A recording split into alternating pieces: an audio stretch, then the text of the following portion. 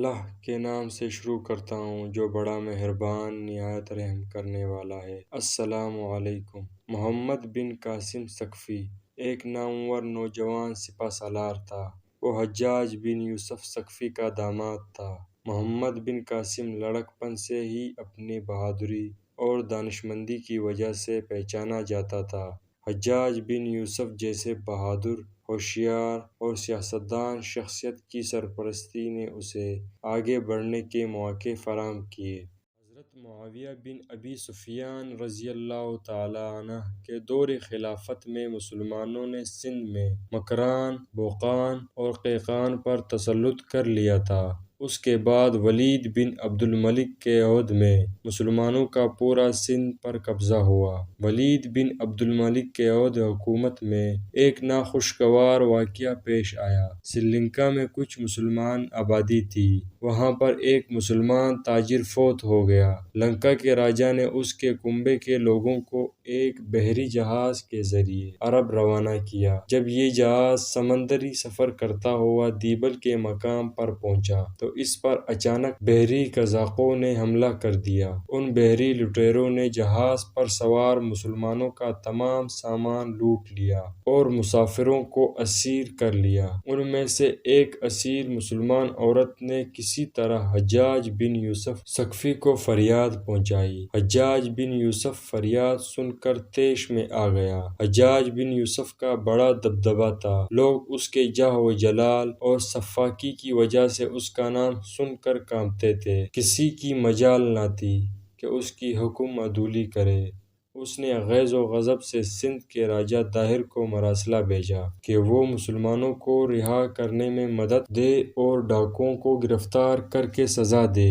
دیبل کے راجا طاہر نے حجاج بن یوسف کو معذرت کی کہ وہ نہ تو بحری قزاقوں کو پکڑ سکتا ہے اور نہ ہی ان کی قید سے مسلمانوں کو آزاد کر کے واپس بھیج سکتا ہے۔ حجاج بن یوسف اس جواب کو سن کر آگ بگولا ہو گیا۔ اس نے فیصلہ کیا کہ وہ خود کارروائی کرے گا۔ سندھ کا علاقہ اگرچہ بہت دور تھا مگر راجا طاہر حجاج بن یوسف کی غیرت کو للکار چکا تھا۔ حجاج بن یوسف نے ولید بن عبد الملک کی اجازت سے 6000 کا لشکر تیار کر کے اسے عبداللہ اسلمی کی سربراہی میں دیبل روانہ کیا مگر وہ جنگ میں شہید ہوئے۔ اس لشکر کی شکست کے بعد حذیل بن طرفہ بجلی کو 3000 فوج کے ساتھ بھیجا گیا مگر کامیابی نہ ہو سکی۔ حجاج بن یوسف نے اپنی جنگی صلاحیتوں اور تجربے کے مطابق مکمل تیاری کر کے سندھ پر حملہ کرنے کے لیے محمد بن قاسم کو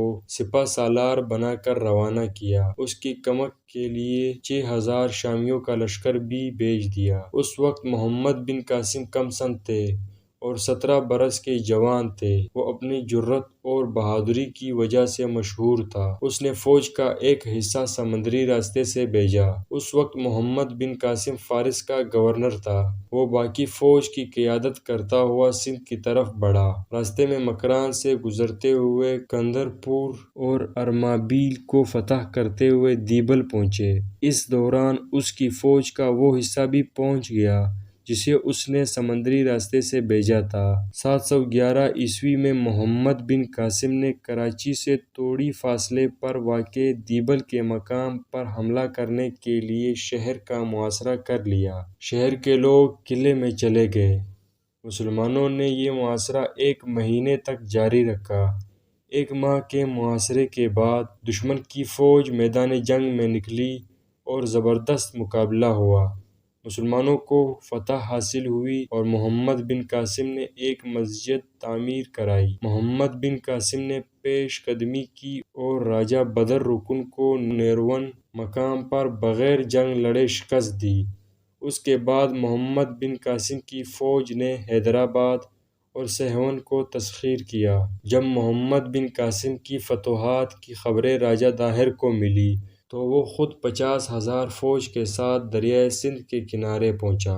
راجہ داہر کی انتہائی کوشش تھی کہ مسلمان دریا پر کشتیوں کا پل نہ بنا سکے۔ وہ مسلسل تیر اندازی کر کے محمد بن قاسم کی کوشش کو ناکام بنا رہے تھے۔ جب مسلمان وہاں پل نہ بنا سکے تو ایک رات تاریکی سے فائدہ اٹھاتے ہوئے مسلمانوں نے کشتیوں کا لمبا پل دریا کی لمبائی میں تیار کیا اور دریائے سندھ کو عبور کر کے دوسرے کنارے پر پہنچ گئے۔ دوسرے کنارے پر پہنچتے ہی اسلامی فوج نے اچانک راجہ داہر کی فوج پر دعویٰ بول دیا۔ دونوں فوجوں میں زبردست جنگ ہوئی۔ مسلمانوں کو فتح حاصل ہوئی۔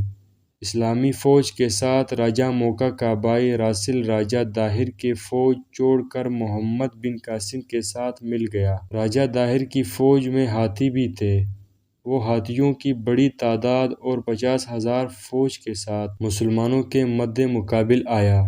راجہ داہر کی فوج مقابلہ کرتے ہوئے جب پسپا ہونے لگی تو راجہ داہر بھی میدان جنگ میں لڑنے آ گیا۔ وہ میدان جنگ میں مارا گیا۔ راجہ داہر کی ہلاکت سے اس کی فوج کے چکے چھوٹ گئے۔ اس کی فوج میں افراتفری مچ گئی۔ فوجیوں نے میدان جنگ سے بھاگنا شروع کر دیا اور محمد بن قاسم کی فوج ان کا تعاقب کر کے راور کے مقام پر پہنچی اور انہیں شکست فاش دی۔ راجہ داہر کا بیٹا جے سنگھ برہمن آباد پہنچ کر جنگ کی تیاری کرنے لگا۔ محمد بن قاسم نے 94 ہجری میں برہمن آباد پہنچ کر محاصرہ کیا۔ جے سنگھ فرار ہو کر کشمیر چلا گیا۔ زبردست جنگ کے بعد مسلمانوں کو فتح حاصل ہوئی۔ راجہ داہر کی رانی لاڈی سے محمد بن قاسم نے نکاح کر لیا۔ راجہ داہر کا دوسرا بیٹا گوپی ارور جا کر حملے کی تیاری کرنے لگا۔ محمد بن قاسم نے ارور کا محاصرہ کر لیا۔ سندھ میں مسلمانوں کی بہادری کی دھاک بیٹھ گئی تھی۔ شہر کے باشندوں نے رانی لاڈی کے کہنے پر ہار قبول کر لی۔ گوپی گیرج چلا گیا۔ اس کے بعد راجہ کسکا نے بابیا کے مقام پر اطاعت قبول کر لی۔ محمد بن قاسم اسکلندہ کو فتح کرتے ہوئے دریائے چناب کو پار کرتے ہوئے ملتان پہنچا۔ وہاں 713 ہجری میں ملتان کے راجہ گور سنگھ کی فوج کے ساتھ جنگ ہوئی۔ مسلمانوں نے اسے شکست فاش دی۔ ملتان سے محمد بن قاسم کو بہت مال غنیمت ملا۔ وہاں سے کئی 100 من سونا انہیں ملا۔ اس کے بعد محمد بن قاسم راستے میں مختلف شہروں کو فتح کرتے ہوئے کشمیر کی سرحد تک پہنچ گئے۔ اسے خلیفہ ولید بن عبد الملک کے انتقال کی خبر ملی۔ محمد بن قاسم نے ملتان میں نائب مقرر کر کے پیش قدمی روک دی اور واپس روانہ ہو گیا۔ ملتان کے بعد اس نے سورت اور جے پور کے راجہ کو بھی شکست دی تھی۔ خلیفہ ولید بن عبد الملک کے انتقال کے بعد سلیمان بن عبد الملک تخت نشین ہوا۔ حجاج بن یوسف اگرچہ خود تو فوت ہو چکا تھا مگر چونکہ اس نے سلیمان کی جانشینی کی مخالفت کی تھی، سلیمان کے دل میں اس کے لیے رنج و غصہ تھا۔ محمد بن قاسم حجاج کا بھتیجا اور داماد تھا، اس لیے انتقامی کارروائی کا عتاب اس پر گرا۔ اسے سپہ سالاری کے عہدے سے معزول کر کے اس کی جگہ سندھ میں یزید بن ابی قبیصہ کو حاکم بنا کر بھیج دیا۔ یزید بن ابی قبیصہ نے محمد بن قاسم کو گرفتار کر کے عراق بھیج دیا۔ وہاں پر گورنر صالح بن عبد الرحمن تھا۔ اس کے بھائی کو حجاج بن یوسف نے قتل کرایا تھا، اس لیے صالح نے محمد بن قاسم کو قید خانے میں ڈال دیا۔ اس پر طرح طرح کی سختیاں کر کے اذیتیں اور تکلیفیں دے کر بہت بے رحمی سے ہلاک کیا۔ سندھ میں اپنے حسن و اخلاق سے محمد بن قاسم لوگوں کے دل جیت چکا تھا۔ وہاں پر بہت ہر دل عزیز تھا۔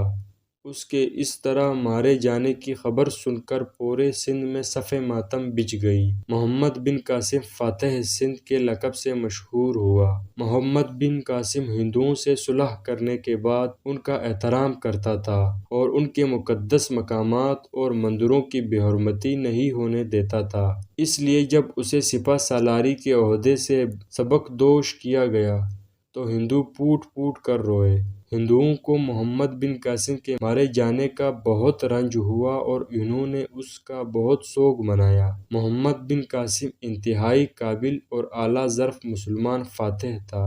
اسے دشمن شکست نہ دے سکے، مگر وہ